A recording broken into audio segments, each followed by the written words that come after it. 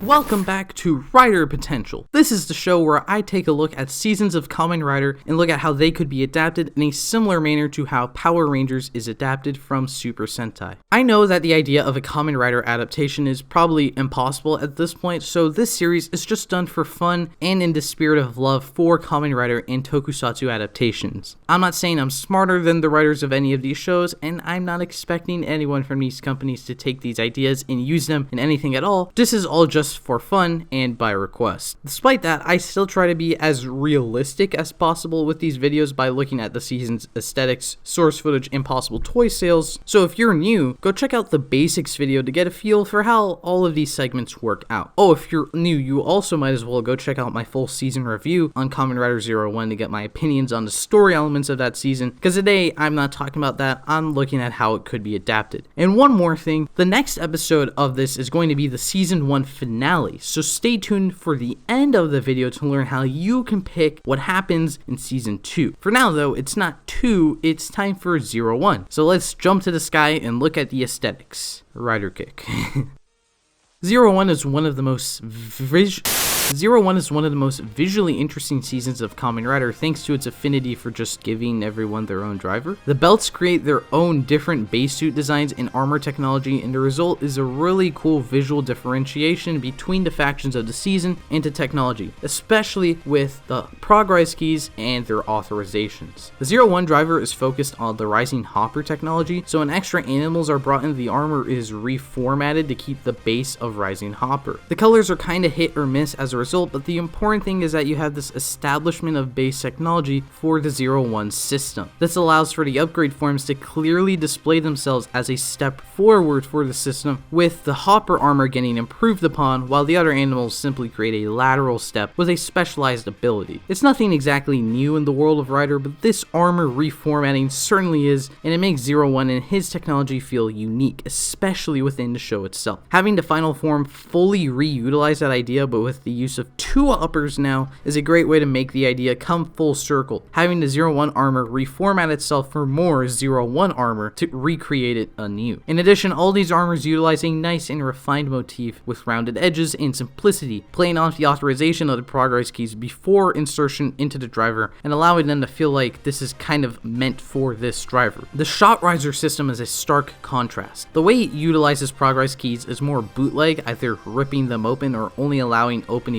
while inside the driver. The result is a very plain armor with more specialized armor on top of it as a representation of how the keys aren't fully meant to be used this way, but as the system evolves, there are keys that can be used in this way, and the result is a more enhanced undersuit that make the overall design feel more unified. The similar idea of undersuit and specialized armor on top of it connects to the Zero-One armor, but the lack of any base armor getting reformatted helps with the idea that these aren't meant to be specialized riders with one purpose, but instead a more mass-produced, militarized army. You can see this with the same ideas getting transferred to the Slash Riser, which uses identical fundamental aspects of the shot riser to fully link the two. And then you got the villains. Thouser uses pretty much an armored, enhanced version of the base Zero-One suit, which is a fantastic visual to show off his character as a foil to Aruto, and how much more enhanced Zaya technology is, with more spikes in armor, referencing the use of the only Zetsumetsu evolution key and his unique self-authorizing progress key. Then there's the actual Zetsumetsu keys and their affiliated riders from Metsubo Jirai, with this really intriguing through line of mechanical straps and the forceful opening of progress keys. While not in the actual season, Ichigata is the progenitor of this technology, so his personal prototype driver is clearly a more armored version of the later designs with a multitude of straps holding it together. It even comes back later on as Hirobi's power-up, which is a great visual tie back to the prototype system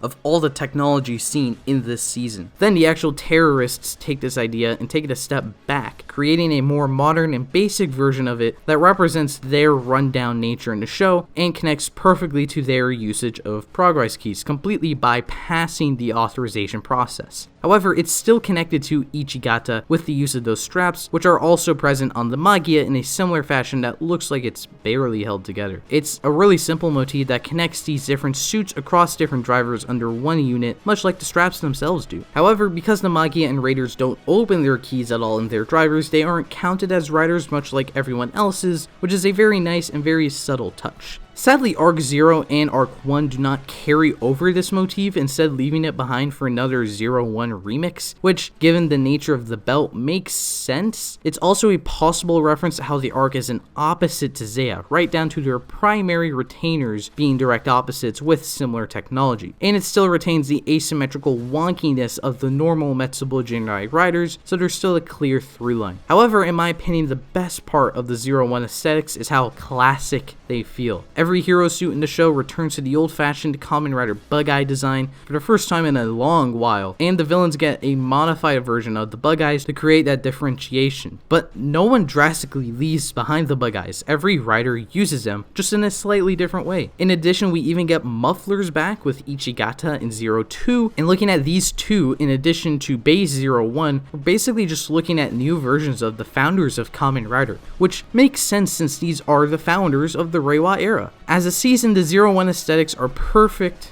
to begin a new adaptation series. They combine old and classic designs of Kamen Rider in a new, modern, and futuristic environment and motif that clearly explains story elements from visuals alone and overall just look plain cool. It sets a new precedent for Kamen Rider designs but still pays homage to the past in a way that old seasons could still be adapted and still effortlessly fit into the established aesthetics.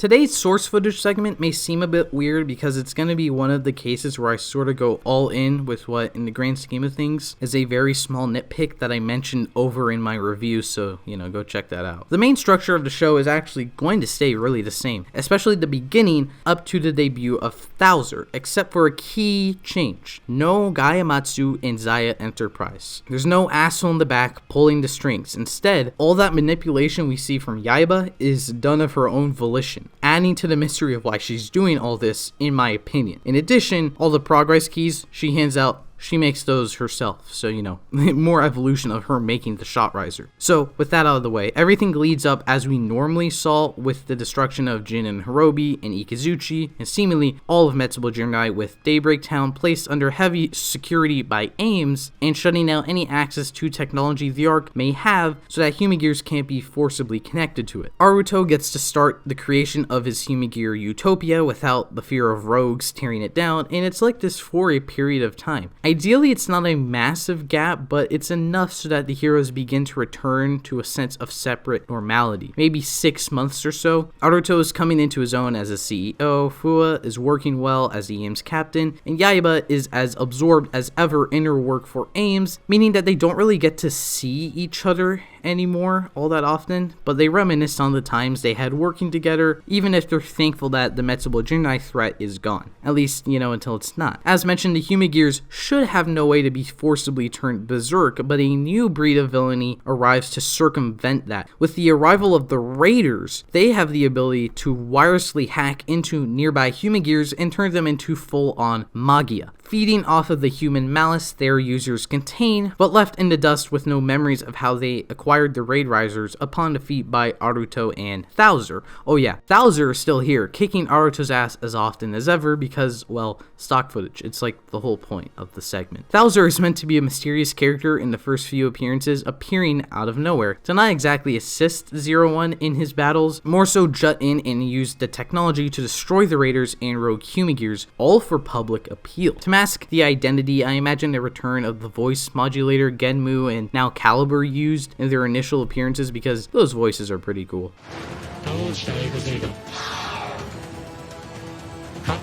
While the first arc of the show dealt with Aruto trying to learn the ins and outs of being Zero-One and trying to win his company over, much like in the original show, this arc will focus more on the public reception and their relationship with the Humagears. Yeah, Aruto defeated Metsubo Jinrai, but what did that do? Humagears are still rampaging, and Aruto clearly doesn't have the technology to deal with them and their leaders. Aruto's identity as Zero-One will be public knowledge. It's kind of a thing in the show, but I just want to point it out here since it's important in a second. So Aruto, Fua, and Yaiba team up once again to try to unveil the mystery behind the new events and their connection to Metsubo Jinrai, believing the fourth unknown member to play some role in everything going on, and the mysterious Thouser's connection to it all. The actual episode structure remains the same, but now we have this mystery that is slowly developed by the characters until the Metal Cluster Hopper debut, where Thouser is seemingly trying to assist Aruto. Thouser will say something along the lines of putting Zero-One back in the spotlight before activating the new form, where Aruto finally manages to to defeat a raider before Thouser activates the form's true power, putting Aruto under the Golden Soldier's control and sending him on a mindless attack. The power is a bit too much for either side to control, so as a result, Thouser accidentally gets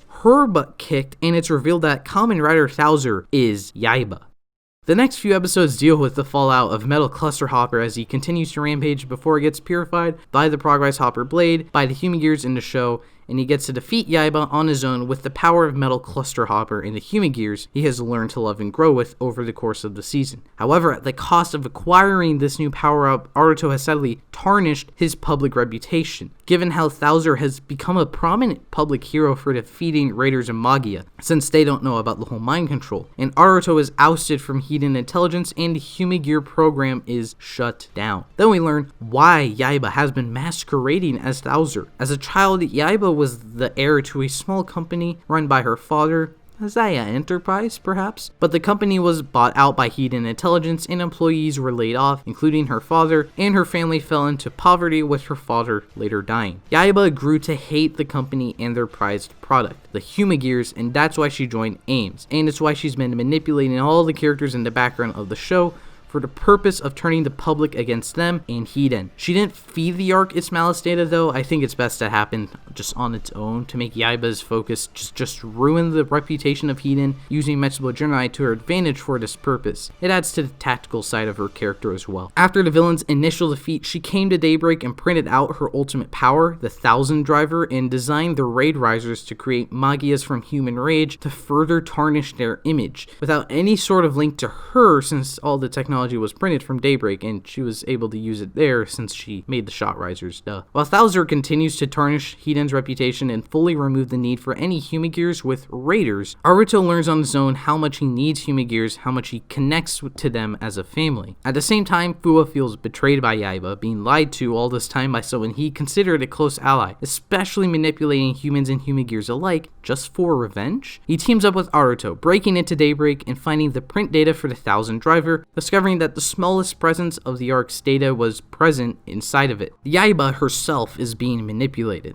They try to tell her to stop this quest for revenge that could have disastrous consequences for her life, but it's too late. Naki's plan is complete. Through manipulation of Yaiba through the Thouser system as a simple data stream, Naki used the creation of Raiders, the new Magia, and Zaya's connection to the arc through shining the Salt Hopper to slowly revive the slumbering arc after the defeat of Metsubo Jinrai. The Thouser system takes over Yaiba, connecting her to Metsubo Jinrai, and gains the ability to create autonomous battle raiders led by the Jackal, another autonomous general. Rampage Gatling is meant to be a similar Raid Riser key used on Fua to mind control him, but he breaks through it like before and uses this new power to get the Zero-One driver back to Aruto, allowing him to once again become Zero-One, and he founds Hiden Manufacturing to bring back his Human Gear dream free from the evils of Metsubo Junai, while they are given the opportunity to return thanks to Naki's schemes. From there, the show's structure is largely the same, with the minor change of Yaiba breaking free of the mind control thanks to Fua, helping her realize that despite all her manipulation, she has also been completely manipulated by the real threat. And I think the coolest way to do this would be to sort of reference Power Rangers Fighting Spirit and have a bit of a mind battle between Yaiba, Fua, and the evil Thouser coding, allowing her to break free and left with her own guilt for a few episodes for attacking Hidden Intelligence of her own volition and cultivating Metsubo Junai's return. The final part of her character arc is deciding to sideline this hate for Hiden and take revenge on those who actually manipulated her, so we get to use that fight scene of Zero-One and Thouser together against Arc Zero. You'll have to get rid of the Robo-Dog, but don't worry, it means we can save $3,000 on the prop. I'll admit, this whole idea is mostly self-indulgence because I'm not really a big fan of Guy, and I was disappointed in how he completely ruined Yaiba's character, so I think expanding on what we learned about her in the early episodes by removing Guy would help to serve that, and I thought it was a fun idea and wanted to focus on it here. I know I said I would try to incorporate the summer movie villains, but since I haven't seen the movie when making this, there's no real way for me to do this. And I know some of you will be, what about the crossover movie? And that's where those few episodes between Aruto being fired and losing Zero-One before starting the new company comes into play, where you could reasonably have him print a Force Riser of his own when he visits Daybreak and temporarily becomes 001, or maybe on his own he discovers the Cyclone Riser and becomes Ichigata instead, giving an opportunity to fill out the lore of the season by using it as a way way to learn about Aruto's father when he used the armor to similarly protect the Humagears from the shadows. And then